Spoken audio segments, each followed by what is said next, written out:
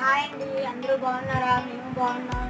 మేము ఇప్పుడు తెలగపిండి వడియాలు తయారు చేస్తున్నాము. దీనికి కావాల్సిన పదార్థాలు ఏంటంటే కేజీ తెలగపిండి తెచ్చుకోవాలి. ముందు రోజు తెచ్చుకున్న తర్వాత ఒక రోజు నానబెట్టుకోవాలి. నానబెట్టిన తర్వాత ఒక క్లాత్లోన దాన్ని బాగా వడపెట్టుకోవాలి, వాటర్ లేకుండా పెద్ద రాయి పెట్టుకోవాలి దానిపైన.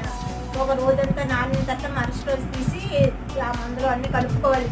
ఎల్లుల్లిపాయలు 100 గ్రాములు, మిరపకాయలు 100 గ్రాములు, వాము 100 గ్రాములు, తగినంత సాల్ట్ వేసుకొని మిక్సీ చేసుకొని కచ్చపచ్చగా చేసుకొని అందులో వేసుకోవాలి. తర్వాత ఏమో నిమ్మకాయలు తీసుకొని జ్యూస్ తీసి అందులో వేసుకొని కలుపుకోవాలి.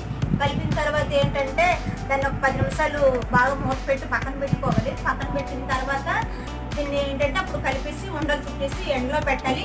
గుమ్మగుమ్మలాడే వడియాలు రెడీ అవుతాయి. చల్లదనం పెరుగనాలతో వాటితో బాగుంటాయి. ఓకే అండి.